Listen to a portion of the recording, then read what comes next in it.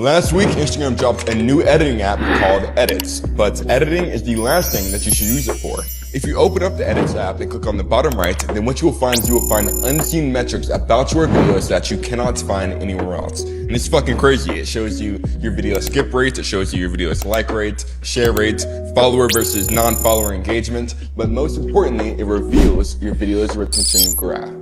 Your retention graph gives you insights on exactly where your video flopped so that you can learn from it, fix it, and then either recreate it or repost it with way better odds of going viral. So here's exactly what to look for. So if your retention graph looks like this, then your hook is dog shit.